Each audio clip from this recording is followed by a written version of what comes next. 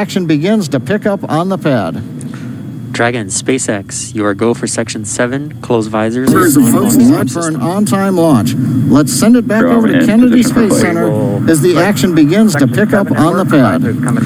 Dragon, SpaceX, you are go for Section 7, close visors. Folks set for an on-time launch. Let's send it back over to Kennedy Space Center as the action begins to pick up on the pad. Dragon, SpaceX, you are go for Section 7, close visors. Folks set for an on-time launch. Let's send it back over to Kennedy Space Center as the action begins to pick up on the pad. Dragon, SpaceX, you are go for Section 7, close visors. For an on-time launch. Let's send it back over to Kennedy Space Center as the action begins to pick up on the pad. Dragon, SpaceX, you are go for Section 7, close visors. For an on-time launch. Let's send it back over to Kennedy Space Center as the action begins to pick up on the pad. Dragon, SpaceX, you are go for Section 7, close visors. Just heard on the comms, Bob and Doug getting ready to arm the launch escape system, so that is something that protects them all the way to orbit. So when fueling starts at about T-minus 35 minutes, so just over 6 minutes from now, they will have the credibility to abort the system. So that is something that protects them all the way to orbit. So when fueling starts at about T-minus 35 minutes, so just over 6 minutes from now, they will have the credibility to abort the system. So that is something that protects them all the way to orbit. So when fueling starts at about T-minus 35 minutes, so just over 6 minutes from now, they will have the credibility to abort the system. So that is something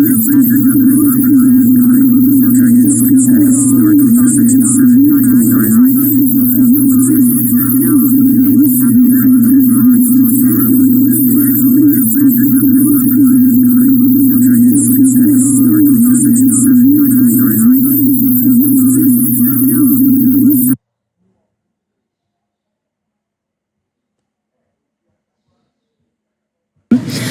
Nick, on Wednesday, you talked about the launch escape system. Could you just give us a brief summary today for those that are joining today? Sure. So the launch escape system, again, is our ultimate safety feature to keep Bob and Doug safe in the event of a major Falcon anomaly on the pad. The system is designed to automatically fire if either vehicle detects a dangerous condition developing. And if that happens, Dragon will use its 8 Super Draco engines to push the capsule off and away to a safe distance away from this Falcon. This capability is absolutely critical. It's what keeps the crew safe, and we're now active and armed on the pad with it protecting the crew. And as you mentioned, the launch escape system allows the Dragon to separate and get away from the vehicle. I believe it goes into the ocean. What happens after it lands safely in the ocean? Correct. So for most of our failure modes, the successful end state is Dragon deploying parachutes, splashing down safely in the ocean. But since a launch escape can happen while the vehicle's on the pad or anywhere in flight up through orbit, it could be splashing down right off the coast of Cape Canaveral. It could be splashing down thousands of miles away in the North Atlantic. If that happens, to make sure we can get to Bob and Doug as quickly as possible, the Space Force's 45th Space Wing, Task Force 45, has pararescue teams staged and ready all around the world, ready to drop in and rescue Bob and Doug as soon as possible. And you mentioned that the launch escape system will keep them safe all the way up to orbit. What other options are there after Dragon is in orbit? Sure. So if for any reason we're unable to dock to the International Space Station, we have several pre-planned return trajectories, which will bring the capsule down to a splashdown point close to shore, where NASA and SpaceX recovery forces will be waiting to recover them. It'll look like an otherwise totally normal recovery operation, except for the early end of mission. This operation is something we're doing with one of 2 identical crew recovery ships. We do that because the landing sites, we want to maintain as much flexibility as possible. There could be changing weather conditions that bring down one site and leave the other one up. So we have those 2 identical ships, one in the Atlantic, one in the Gulf of Mexico. And our space operations team can redirect the spacecraft to go to whichever site is the safest option for the crew at that time.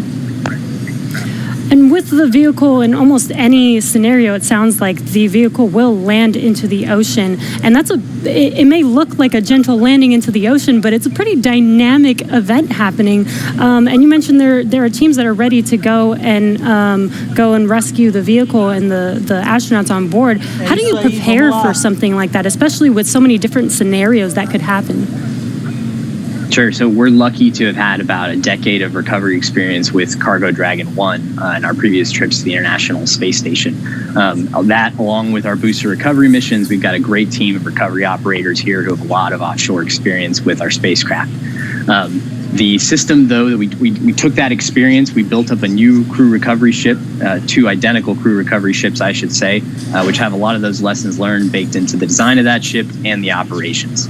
These new ships have complete medical facilities, an operational helipad, and redundant communications, power, and propulsion to make sure they're robust and ready for anything we encounter offshore. We've also done tons of training exercises with SpaceX team, the NASA team, and the rescue forces I mentioned earlier, practicing capsule recovery, emergency scenarios where we have to get the crew out of the capsule while they're still in the water, as well as those helicopter evacuations, taking off and landing from the pad many times so that we make sure the team is ready to do that. They're all staged and ready. They feel ready to support, and will be ready to call on us if anything goes wrong today. Awesome. It sounds like Bob and Doug are in some really good hands and will be safe no matter what occurs on the vehicle. So thank you, Nick, for joining us again, for walking us through all of those details. I hope you're just as excited as we are for our launch coming up here very, very shortly now. So we're going to send it over to KSC to Lauren. Thank you, Jesse. So as you just heard, fueling is about to begin at T-minus 35 minutes. We are about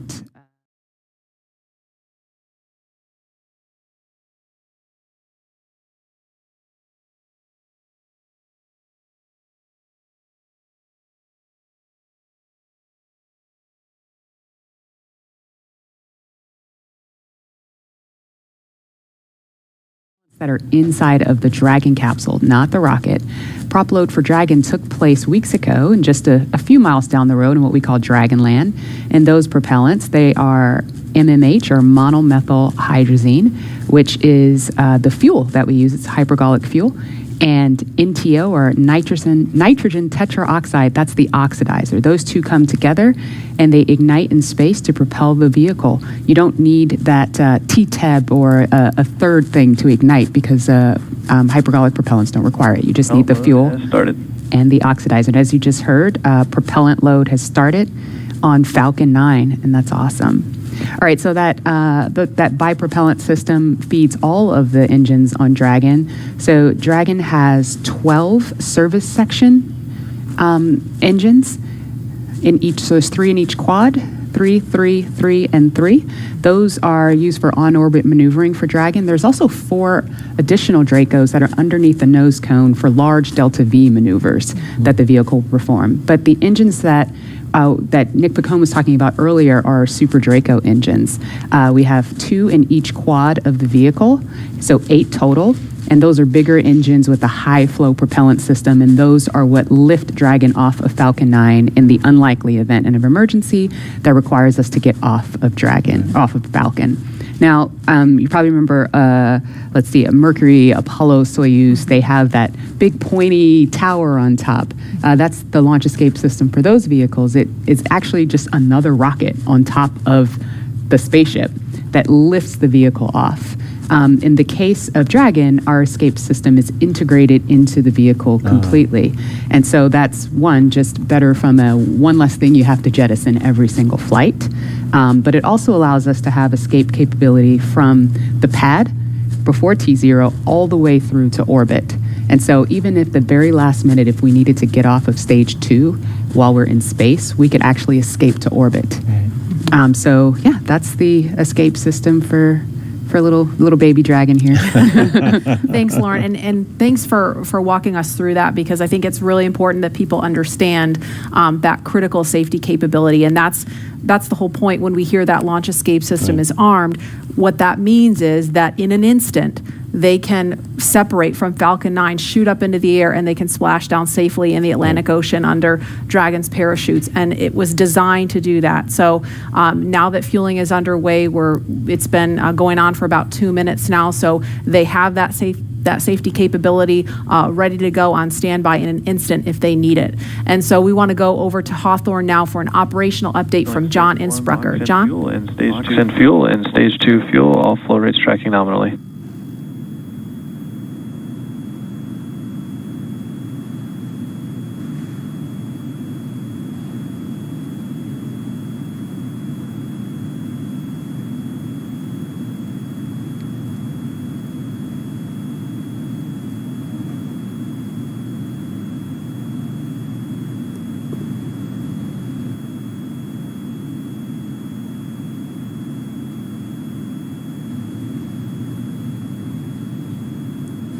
We're at T-minus 32 minutes, counting down. These final minutes, everything's still looking good for Falcon 9 and Dragon for an on-time launch. Falcon 9 did begin propellant load at T-minus 35 minutes at planned. Now on the Falcon 9, we use a fuel and oxidizer as the propellants that power it. The fuel is commonly known as RP1. That's rocket propellant grade 1 kerosene. The oxidizer is densified liquid oxygen, also called LOX. Densified means it is kept much colder than typical for launch vehicles. This allows for more oxidizer to be loaded into the first and second stages. Now with the fuel and oxidizer on hand, we need an ignition source to complete that fire triangle, as we call it. For this, Falcon 9 uses a fluid called T-Teb. It ignites in the presence of oxygen and gives off a green-colored flame. Now it's hard to see on the first stage ignition due to the water that'll be spraying on the pad, but you might just see the green flare as the second stage engine ignites following stage separation over 2.5 minutes into flight. Now currently first stage fuel tank is about 10% full. The first stage, as a reminder, as you look on the left side of your screens, the first stage is the long white cylinder at the bottom, topped off by the black cylinder. So over 2/3 of the rocket is that first stage. So the fuel tank is getting loaded. We're also loading the liquid oxygen into the first stage also. The second stage, which is the top 1/3 between the Dragon and the black cylinder, that's the white second stage, that is being loaded with fuel right now. That's about 8% loaded at this moment. Liquid oxygen loading is going to begin on second stage at T-minus 16 minutes 30 seconds. Liquid oxygen loading will continue on both stages all the way down to the last few minutes of the count. We're also loading helium into pressure vessels on the stages. That's used to pressurize tanks in flight as the propellant is pulled out by the strong Merlin turbopumps. On board the Dragon spacecraft, astronauts are monitoring systems while the propellant is loaded into Falcon 9. While we mentioned we had trained them with sounds that we had recorded on board. They've been through most of a propellant load, and they are now experiencing those sounds and vibrations. Stage 1, cryo helium load continues started. to report no problems. They are go to support launch. Weather, the last of the red conditions cleared up about 15 minutes ago.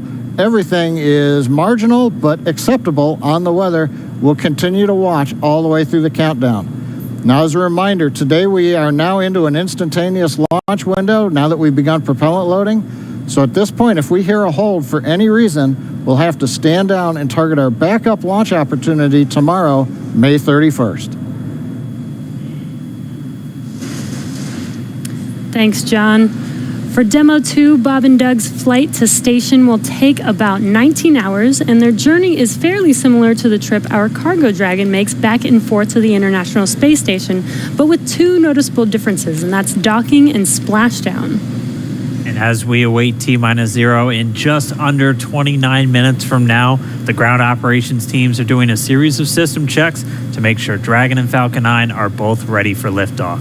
And we're continuing to get live views inside the capsule with Bob and Doug, and you're now also looking in firing room 4 down there at the Cape.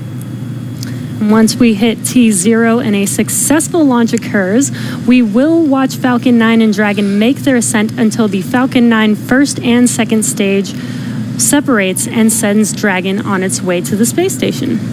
And at this point, mission operators will prepare Dragon for on-orbit operations, where the vehicle will execute a series of burns that gradually raise its orbit to align more closely with the space station, as you can see in this animation.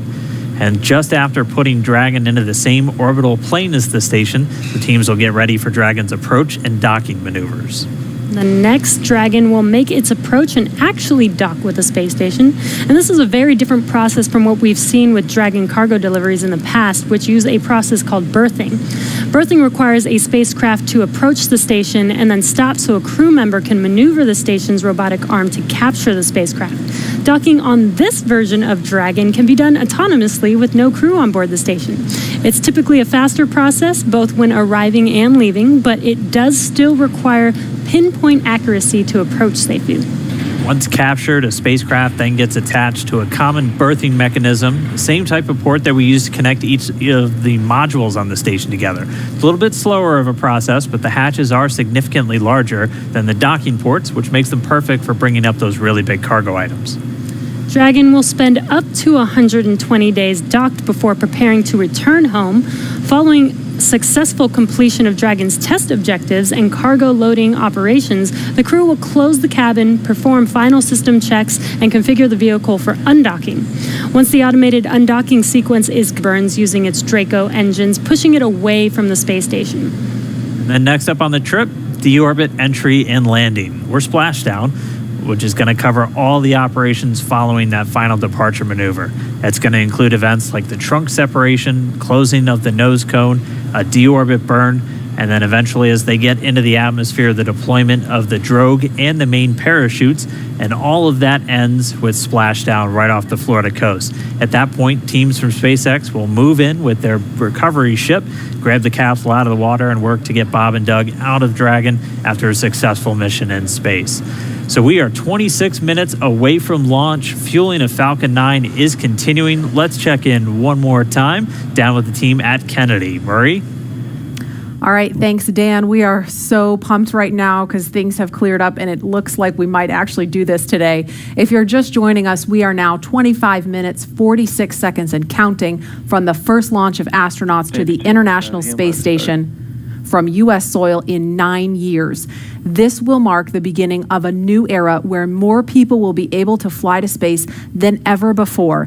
And we want to share with you the results of a poll we asked a little earlier. If you could go to the moon, now it's not where the astronauts are going today, they're going to the space station, but if you could go to the moon, would you rather visit the South Pole where no one has been before or the Apollo 11 landing site? And it was a pretty even split. We had 46% of you say you would go to the moon's South Pole, and 54% of you would go to the Apollo 11 landing site. I kind of side with the Apollo 11 landing site because I'm a history buff and I want to see where Neil Armstrong and Buzz Aldrin set foot. So I don't know. What do you guys think? Lauren, which place would you go? I'm with you on that one, and I would love to go see that flag there and those footsteps, those footprints there. Still be there, right? There's no wind up there. Should still be there. Leland, how about you? I think I'm with both of you because it's just like, the meatball, the classic. Yeah. Going to the classic spot, and that's where all of it started. That's where all that inspiration came, even though I was an antenna engineer not seeing it. But besides that, that's history. And hopefully maybe it wouldn't have to be one or the other. That's true. Exactly. Yeah. I mean, yeah, we're going to learn more from going where we've never been before. Exactly. And so we need to go to the South Pole too. And we are thrilled to see all of you following along online. Thank you for answering our poll. And we're going to go over to Tahira, who's been monitoring all the action with less than 25 minutes to go. Tahira, I'm sure things are heating up online. Hey, Marie, I mean, you're completely right. Now that we have that go for launch, people are on the edge of their seat right now waiting on this historic moment to take flight. As you can see, photos are still coming in of just everyone around the country showing their excitement for this launch. And it's really been a touching thing to see how everyone's kept this excitement going from Wednesday's first attempt. So we just took a look at numbers, and we are now over 3 million people tuning in for this historic launch. And so for me personally, I just want to wish Bob and Doug the best of luck. This will be my own first time watching humans lift off to space from the United States, and it's just going to be a super emotional moment. For that, Marie, back to you at Kennedy for these last minutes before launch.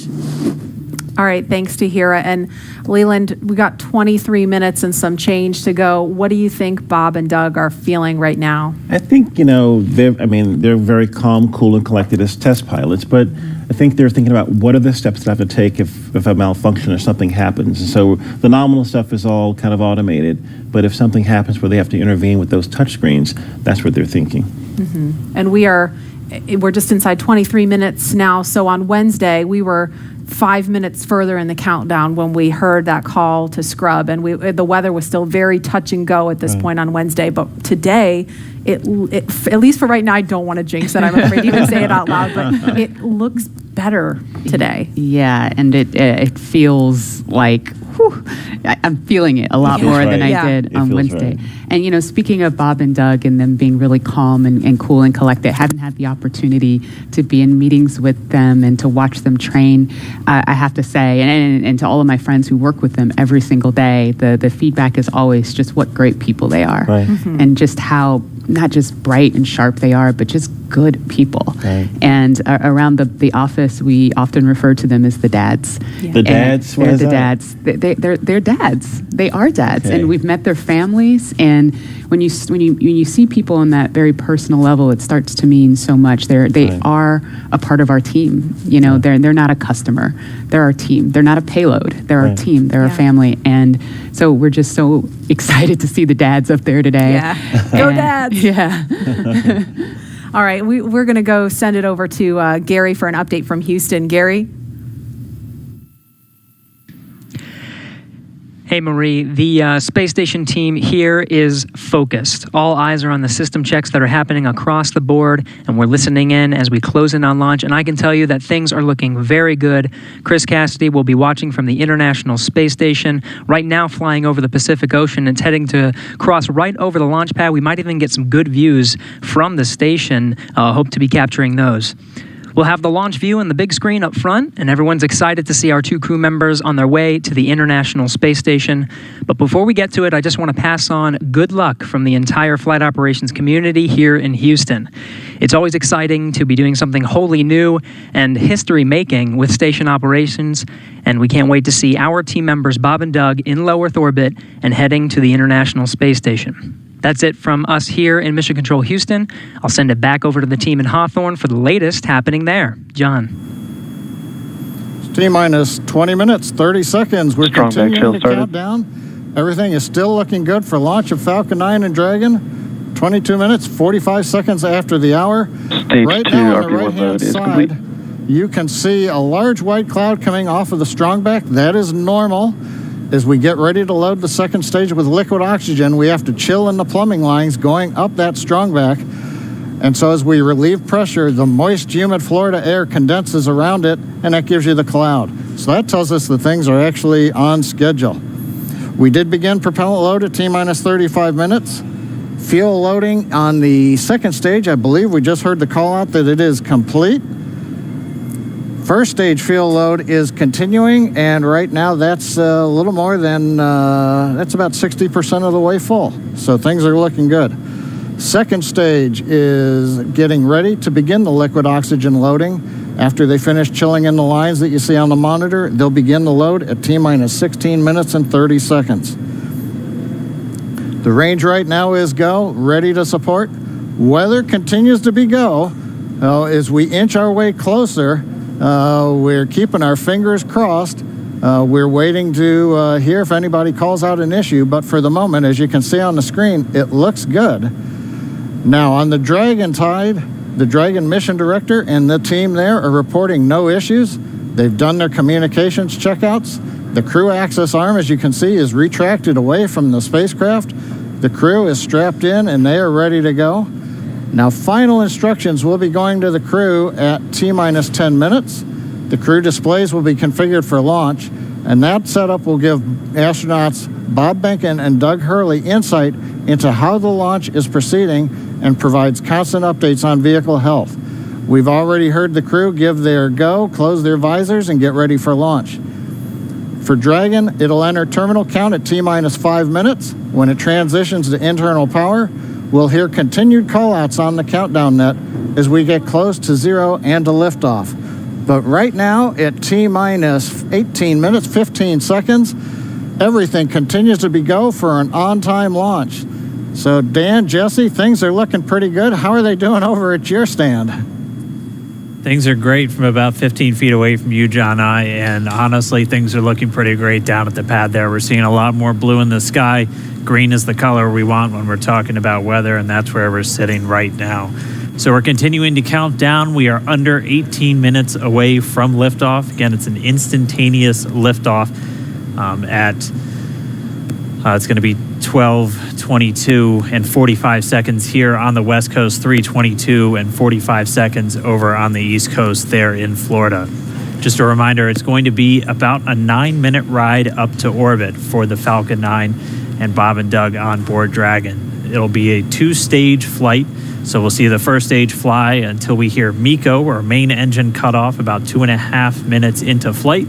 After that, the second stage will take over and continue to power them the rest of the way. Second engine cutoff comes in just under 9 minutes at about 8 minutes and 44 seconds. Following that second stage completing its job, it'll continue to coast for about 3 minutes. It'll do a slight attitude adjustment and null out any rate, so make sure it's not in any kind of a spin before they do separation. So that's when the Dragon spacecraft will physically separate from the Falcon 9 vehicle, and Bob and Doug will be flying free. It's about a 19-hour ride if we launch today on time. So that means Bob and Doug will get on orbit. They'll have a number of burns, or those firings of those Draco thrusters that they'll do over Stage 2 LOX load started. We hear the LOX. The liquid oxygen load has now started on stage 2. But again, they're going to be doing a series of burns on the way uphill towards the International Space Station 5, spread out over the first 16 hours or so of their flight until they get much closer, and it's time for that approach and docking. And we are expecting that with an on-time launch to happen today. That'll be coming tomorrow in the afternoon. All right, now that we're under 16 minutes away, we have a special guest joining us. We are T-minus 15 minutes and 45 seconds from liftoff of our second demonstration mission today, and we have the honor of having SpaceX's President and COO, Gwen Shotwell, join us. Thanks, Gwen, for coming out and taking a few minutes to chat with us. Thanks, Jesse. We know you've been on console. How's the countdown been going so far in there? Countdown is clean today, just like it was Wednesday. We did clear the weather hurdles sooner than we did on Wednesday. And the only thing we're watching right now is downrange weather and lightning at the staging location. Of course. But we will clear that hurdle at T-minus 7 minutes. Awesome. Great. Very exciting. Now I'm going to throw it back to 2012 because you were on console for Dragon when it was first making its way to the space station. How does that experience compare to today? Stage 2 LOX is on the DPUs So I was Dragon nervous on the way. then. I stopped getting nervous for launches. Today I'm nervous again. Super nervous. Stomach and throat. Understandable. No, it's a fantastic day today. I'm really excited. The team is pulled together. It's such a professional operation. And when I say team, by the way, I mean SpaceX and NASA. These folks have been working incredibly hard and have done a fantastic job. Yes, and we are all so excited. And we know that you have to get back inside of Mission Control, but is there anything that you wanted to say before liftoff to NASA and SpaceX? Well, I want to thank NASA, of course, for their generosity and their help with getting to this place. I want to thank all the SpaceXers who have come together to make this moment in history. And I want to thank Elon for hiring me. We thank Elon for hiring you as well. Thank you so much for joining us. We'll let you get back to Mission Control. And good luck with launch today. Thanks, Jesse, and Godspeed, Bob and Doug. Well, we are so excited. We are just a few minutes away from countdown, so we are going to turn it over to Dan and John for the final minutes in terminal count. Take it away, John. T-minus 13 minutes, 30 seconds, continuing to count down. We're continuing to load fuel onto the first stage. That should finish up in just about 6 minutes. Fuel is completely loaded on the second stage. That's closed out. And we are continuing to load liquid oxygen on both the first and second stage. The liquid oxygen load beginning on the second stage just about 3.5 minutes ago. We are also loading cryogenic helium into the storage vessels on the first and second stage, getting in the last little bits of helium when we keep it cryogenic, cold and liquefied. That gets us, just like we do with liquid oxygen, the maximum amount into the storage volume so that we can get the most performance out of the vehicle. Right now, we are in a fairly quiet state on the vehicle. Ground pumps continuing to put the propellant in to first and second stages. Next significant issue, callouts that we're going to hear will probably be inside the T-minus 10 minutes when they talk to the crew. We'll listen for that. But at the moment, everything continuing to look good at T-minus 12 minutes and 20 seconds.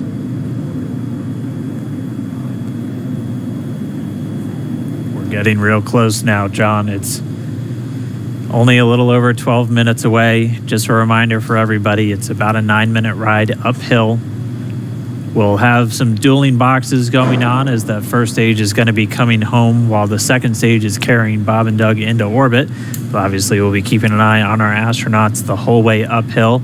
Some of the calls that you'll be hearing, as there will be what we call performance calls over the Dragon to ground the entire way uphill. And you'll just hear some of the SpaceX engineers calling out trajectories and booster performance. So we're always looking for that word nominal. I know that's one of John's favorite words. That's one of mine too. We want to hear nominal as much as possible up on the way uphill.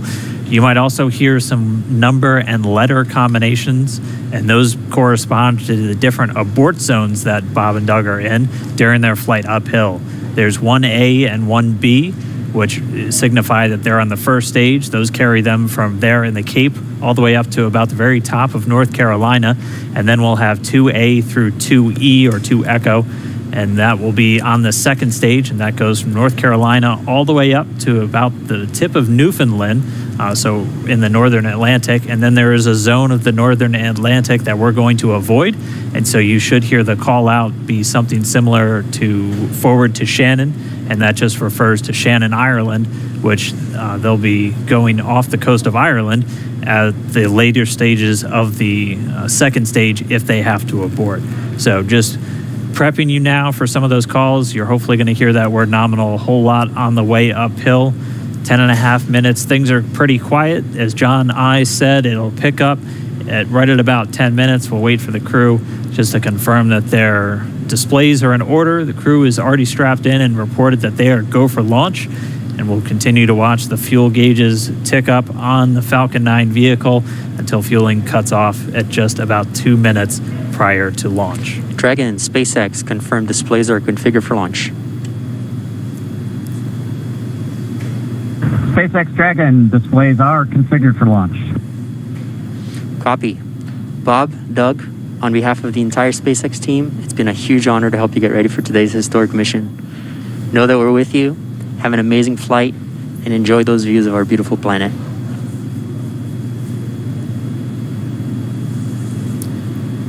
Thanks, Jay. It is absolutely our honor to be part of this huge effort to get the United States back in the launch business. We'll talk to you from orbit. Thank you. Copy all. Thanks for those words.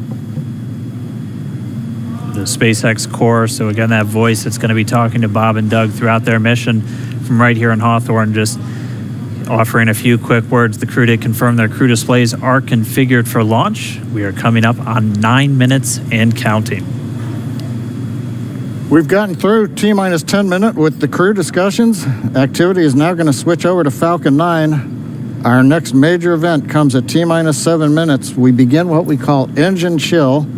Pre-valves will open. Those currently separate propellants on the first stage from getting down to the Merlin engines. We'll open the pre-valves. That allowed fuel liquid oxygen to flow to the top of the pumps. And more importantly, when we open the valves, that allow us to begin chilling the 9 Merlin 1D turbo pumps on the first stage engine. It'll take a few minutes to get them cold enough to where they would then be ready to pass the large amounts of liquid oxygen through the pumps and into the main thrust chambers when we get to engine ignition at T-minus 2 seconds. We don't want to try to run highly chilled liquid oxygen through a warm pump. You would flash that into gas, and running gas through a high-speed pump is not a good thing. So right now, we are waiting for T-minus 7 minutes. That'll start the engine chill. Shortly after that, we will also get the fuel shutdown.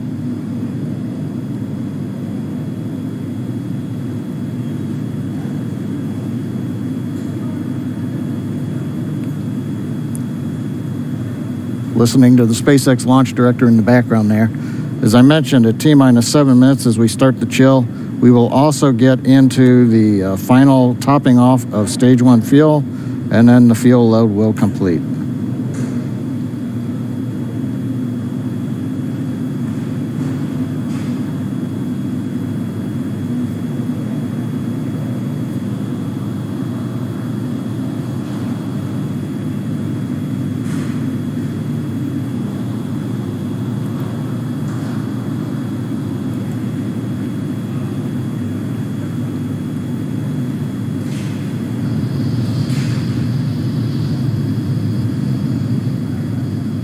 Stage 1 and Stage 2 engine chill has started.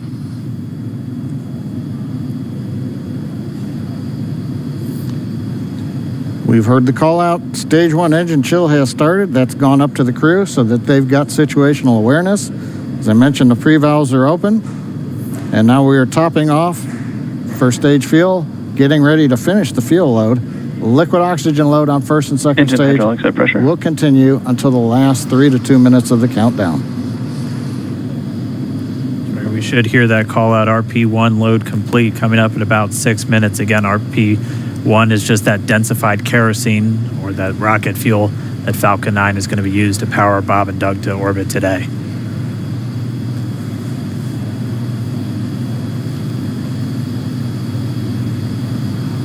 And Stage 1 fuel is closed out.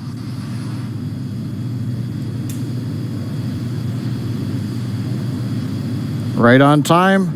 That call out indicates that the fuel loading on the first stage is complete. Draining back the lines now, so first stage and second stage fuel are complete. Liquid oxygen loading is continuing on both stages. You can see on the view on the left side of the monitor the condensation, the cold gas wrapped around the stages as the tank skins are chilled by the densified liquid oxygen, picking up the humidity from the Florida air.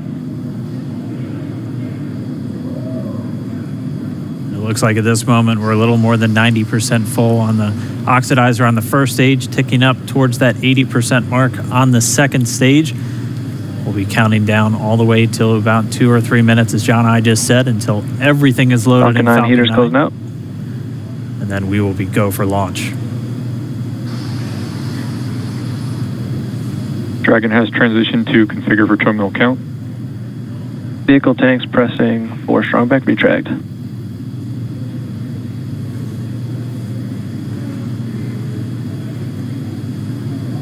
We're pressurizing the Falcon 9 tanks. We're going to open the clamp arm around the second stage and begin to retract the strongback. We'll move back about 2 degrees. That'll get us to the liftoff position. At liftoff, the strongback will then recline about 45 degrees away. Started. Stage 2, RP1 bleed. Launch director called out the strongback retract has started. On the left, you'll see it go back just a couple of degrees. Stage 1, RP1 bleed.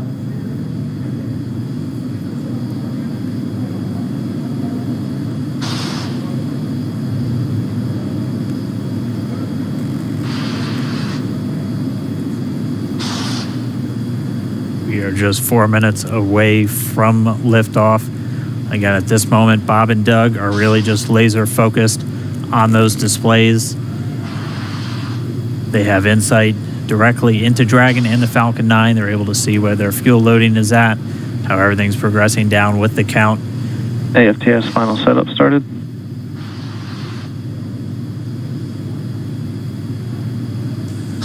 Three and a half minutes from launch. and the strongback is now reclining away from the Falcon 9.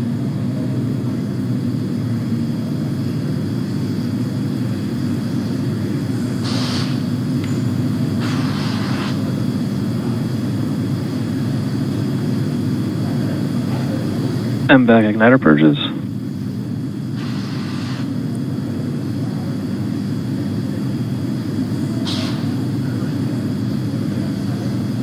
I'll go bleed. Dragon has transitioned to terminal count and is on internal power. Stage 1, LOX load closed out. Okay, we're at T-minus 2 minutes, 42 seconds. Stage 1 LOX load is closed out. Stage 2 will continue to load for about another half a minute or so. Once we get the completion of Stage 2 LOX loading, we have to vent down the line, so you'll see another large white cloud coming off of the strongback. That'll be normal. That'll happen Vehicle around is transitioning to T-minus internal power. 1 minute and 40 seconds. We're going on internal power now. Just a few seconds away from the Stage 2 LOX load being complete.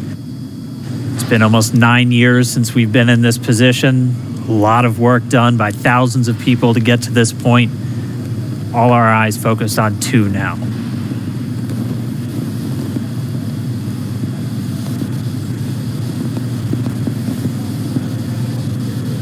Stage 2 LOX load is closed out. Propellant fills are complete. Dragon is in auto idle. Stage 2 LOX load complete. All fuel, all oxidizer on Falcon 9. 1 minute, 34 seconds to go till launch. Ground gas closeouts is starting.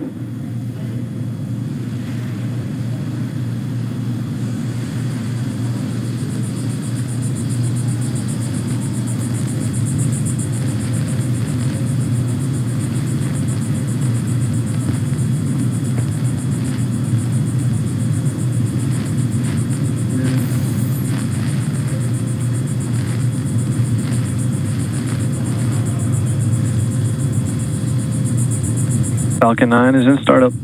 Dragon is in countdown. FTS is armed for launch. Under a minute now, the FTS, the flight termination system, has been armed. Dragon, SpaceX, go for launch. SpaceX Dragon, we're go for launch. Let's light this candle.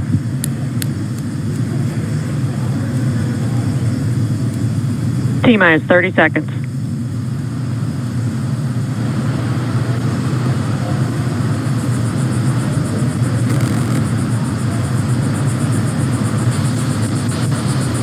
Stage 1 tanks pressing for flight. T-minus 15 seconds. 10, 9, 8, 7, 6, 5, 4, 3, 2, 1. 0. Ignition. Liftoff of the Falcon 9 and Crew Dragon. Go NASA. Go SpaceX. Godspeed, Bob and Doug.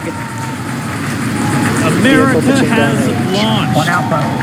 And so rises a new era of American spaceflight, and with it the ambitions of a new generation continuing the dream. 20 seconds into flight, Stage 1 propulsion is nominal.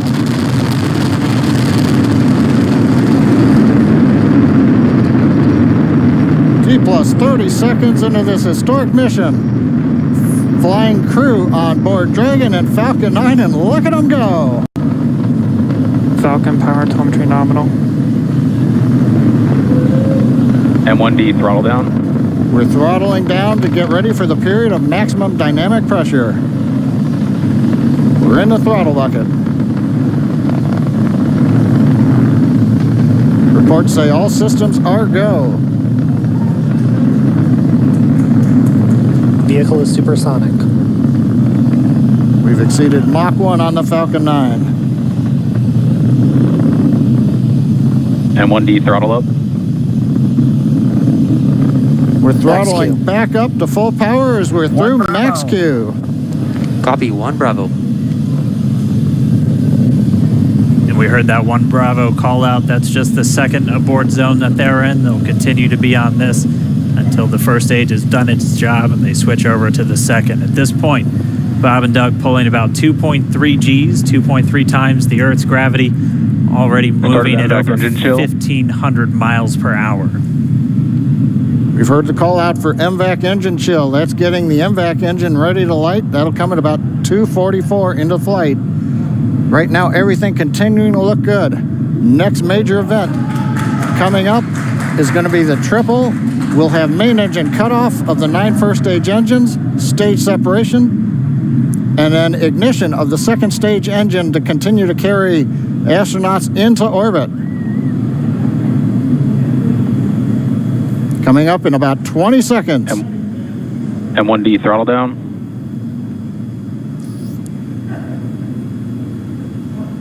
We heard we're throttling down the Merlin engines on the first stage.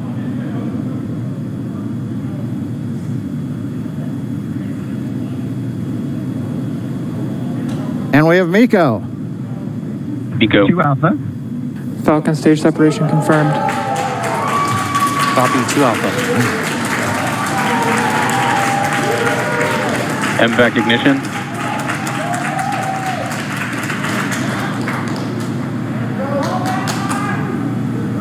All right, we have stage separation confirmed. The first stage beginning its flight back. The second stage being powered by that single Merlin 1D vacuum engine has ignited and is now carrying Bob and Doug into orbit. So they're going to continue under the power of this second stage. Stage 2 propulsion is nominal. Which will cut off at SECO, or second engine cut off at about 8 minutes and 44 seconds into today's flight. So a little over 5 minutes to go still on this second stage. You heard the call out 2 Alpha, so they're now in the longest abort zone that carries them all the way from about North Carolina up the eastern seaboard, almost to Canada. Things looking good though, getting good call outs, nominal propulsion on that second stage. Bob and Doug continuing to make their way into orbit.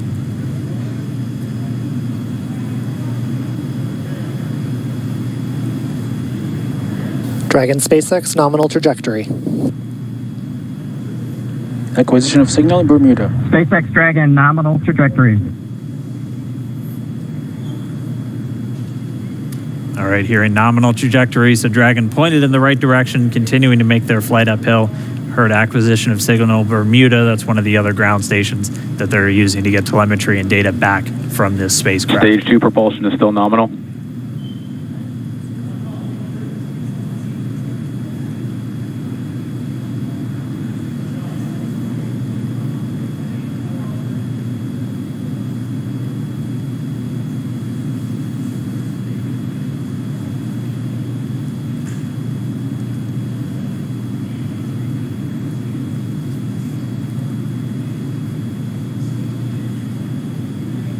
A little over 4 minutes, 40 seconds into the flight. Bob and Doug flying at more than 5,600 miles Dragon per hour. SpaceX nominal trajectory. Already almost 200 miles downrange from the Kennedy Space Center. Nominal trajectory continuing.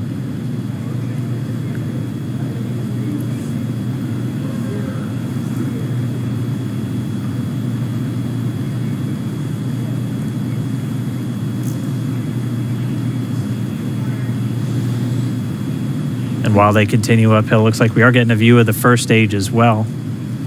Yep, on your right screen, you can see that first stage with the grid fins deployed. It's making its way back to attempt to land on our drone ship, Of Course, I Still Love You Today. And we're just about a couple minutes away from the entry burn, and that's where 3 of the 9 Merlin engines do ignite to help slow the vehicle down as it re-enters back into the Earth's atmosphere. And then after the entry burn will be the landing burn, which is just a single engine Dragon burn. SpaceX nominal trajectory. And you heard nominal starting chill for entry burn. There's that call out. They are still on a nominal trajectory on Dragon, still on second stage, and that's that MVAC engine on second stage on your left screen.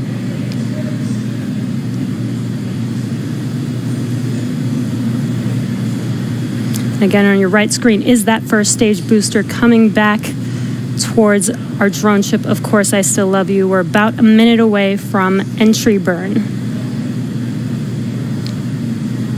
Meanwhile, that second stage continuing to power Dragon into orbit.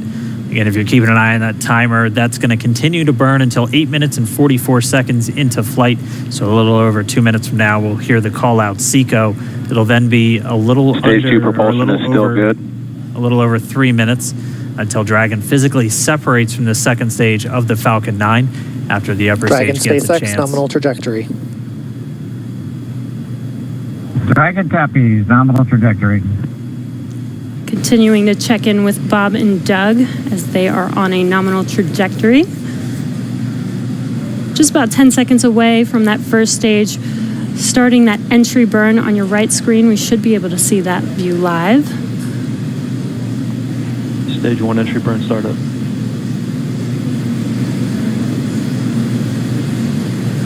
And there is that entry burn beginning. This burn lasts about 36 seconds long. Stage 2 FTS is saved.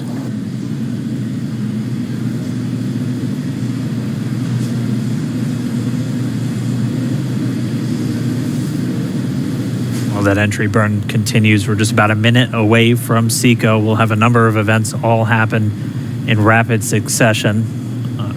It'll be the second engine cutoff. Stage 1 we'll entry be burn looking for that stage 1 landing burn shortly after. Yeah, actually just within a few seconds of each other. It's such a cool view on your left screen, seeing Bob and Doug on Dragon. Right now you can see the displays that they are seeing right now themselves. Terminal guidance. And back throttle step. We are coming up 25 seconds or so away from SECO, or second engine cutoff. This is also the point where Bob and Doug are experiencing their highest G-force. We're seeing the counter tick up to right about 1.8. Copy, Shannon.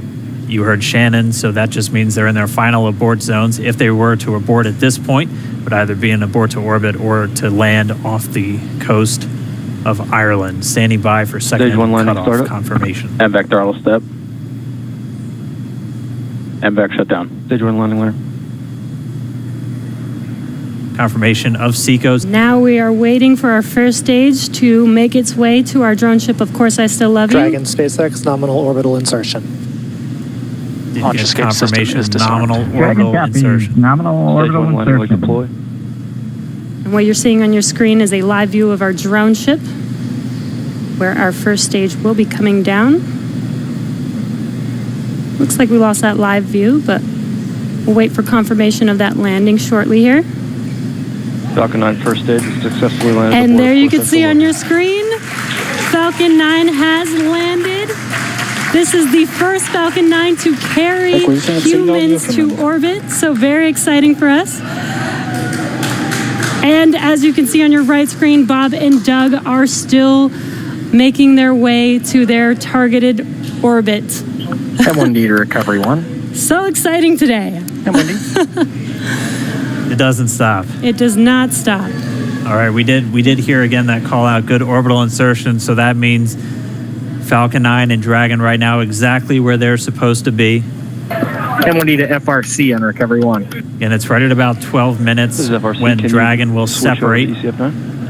Looks like we saw a 0G indicator floating around there. I know Bob and Doug owe us a little bit about what exactly that is that they brought up with them.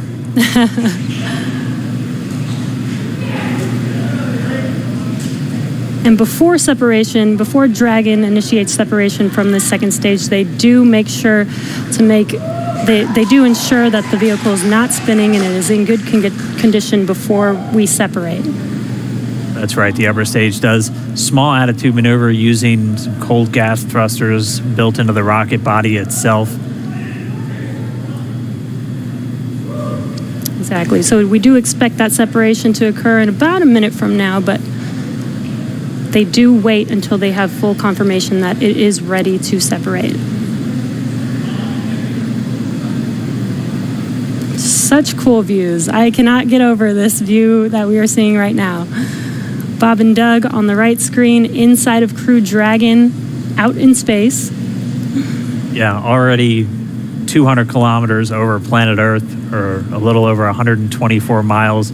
traveling in excess of 27,000 meters per second, or about 16,000 miles per hour.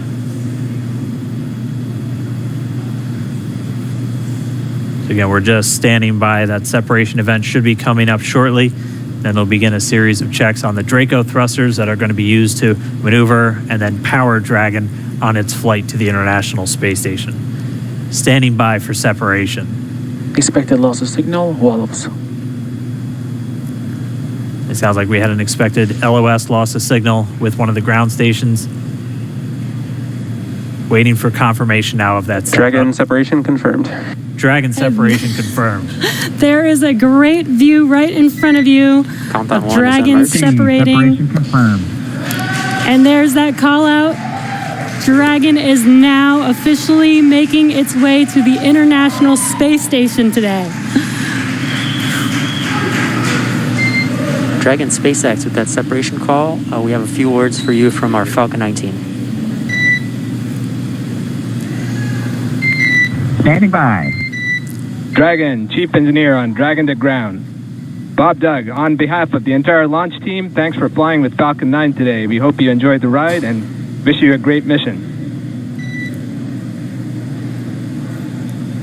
Thanks, Bala. Congratulations to you and the F9 team for the first human ride for Falcon 9. And it was incredible. Appreciate all the hard work, and thanks for the great ride to space. Copy all. Bala and Mike, proud of you guys and the rest of the team. Thank you so much for what you've done for us today, putting America back into low Earth orbit from the Florida coast. Copy all. Good luck. Godspeed.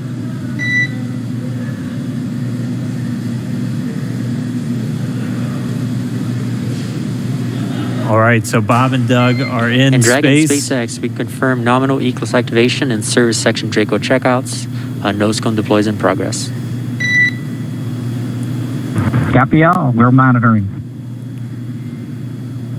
The Corps here in Hawthorne giving the crew a heads up that we have confirmation the nose cone is deploying. So again, that nose cone is going to open up a little bit more than 90 degrees, goes up to about, I think, 105 degrees, and that's going to expose the actual docking ring and the hatch that they're going to be going through once they attach to the International Space Station, and also 4 of those Draco thrusters, we call them the forward bulkhead thrusters, that are going to be used for these major phase burns or firings of those thrusters to actually raise their orbit gradually over the coming hours.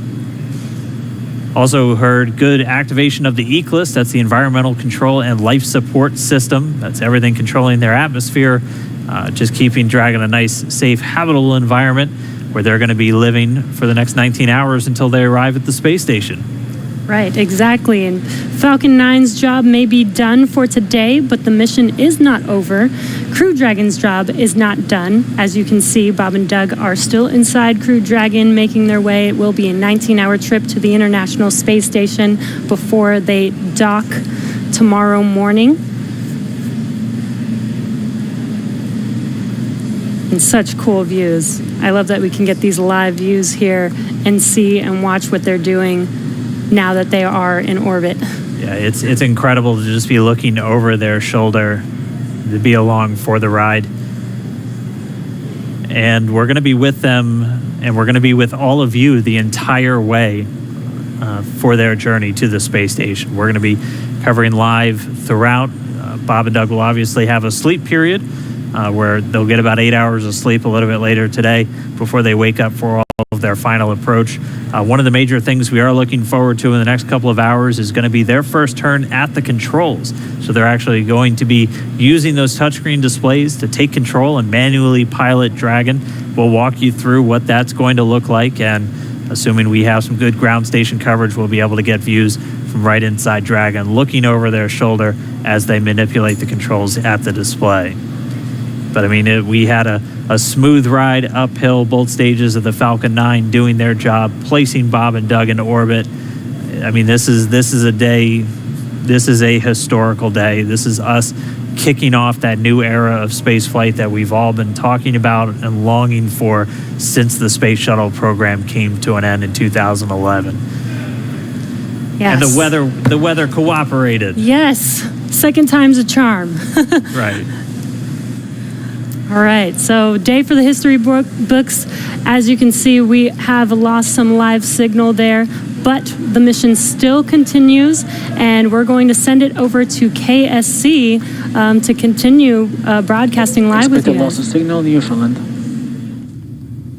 Yeah, Jesse and Dan, we are just in awe over here. When I woke up this morning and looked at the weather forecast, I was like, man, we're going to be back here on Sunday, but we did it. The room cleared out. Everybody was outside watching, and inside the lights were shaking, the cameras were shaking. Lauren came back in with tears in her eyes. This is really amazing. I can't believe it. I saw it with my own eyes. This is, I'm a little bit speechless. Just so grateful that we got them up there, and there's a lot more to go, but I'm so happy they're safe right now. I'm just so happy. Yeah.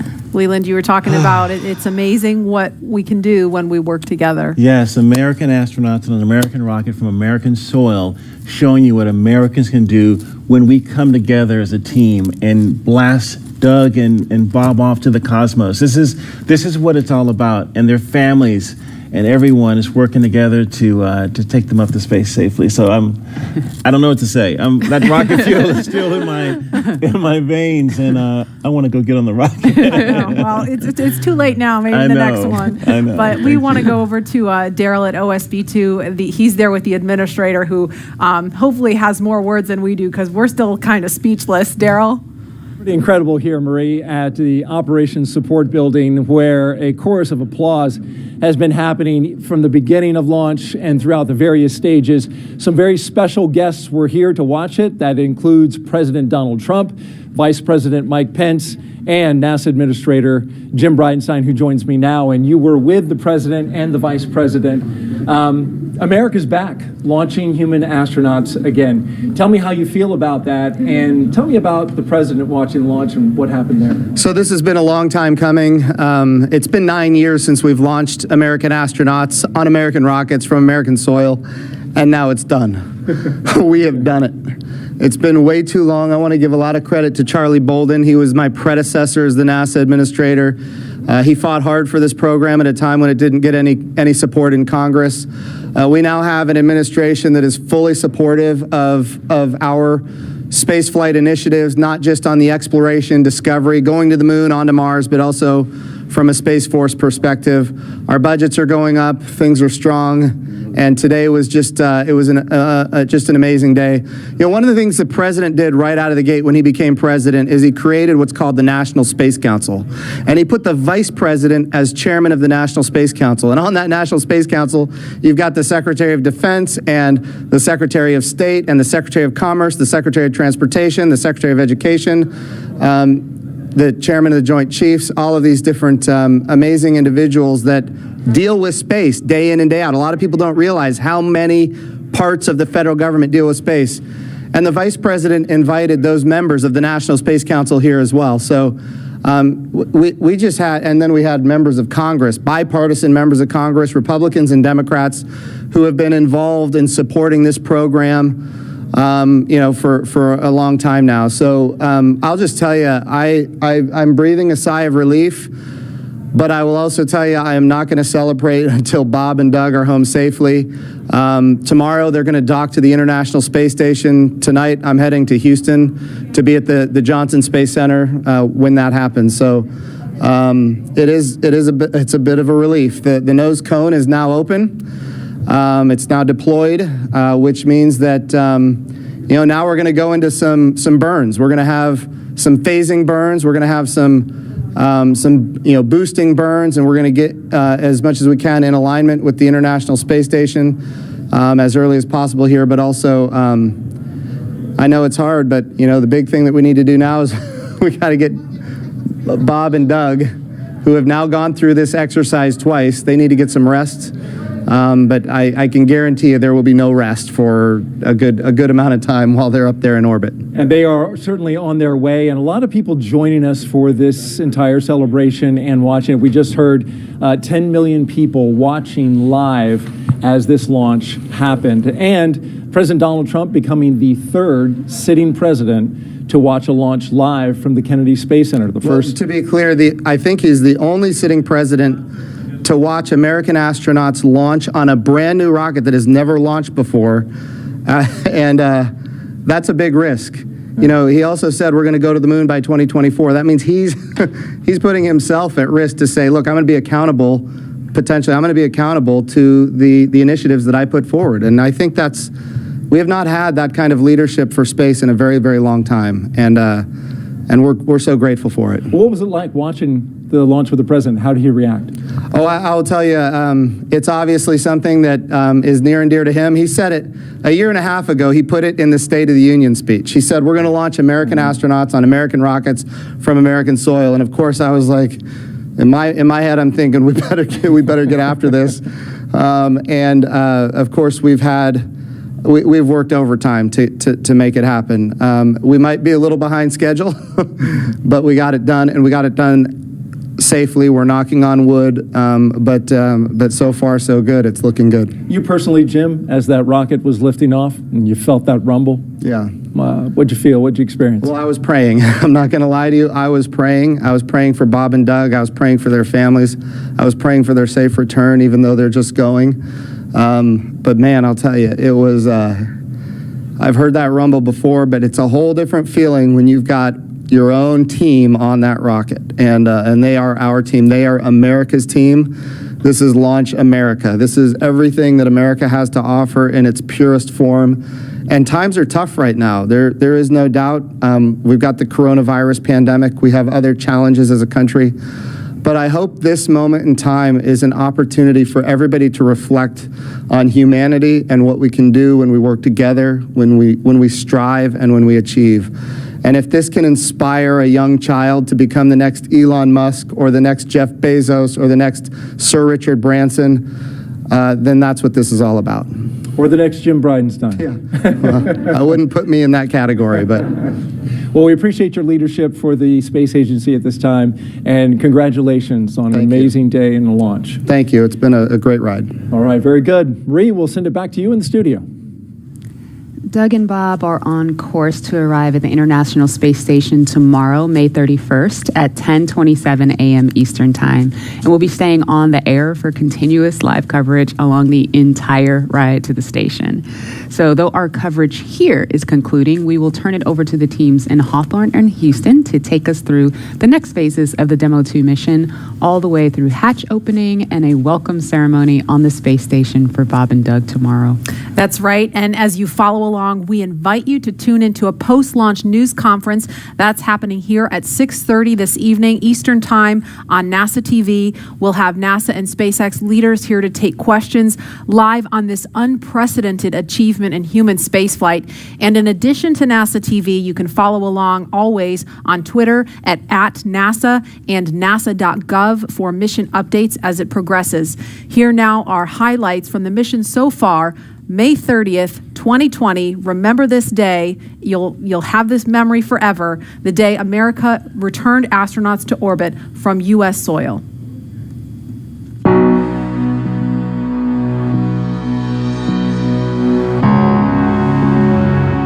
Wow, we're making history again. Let's go.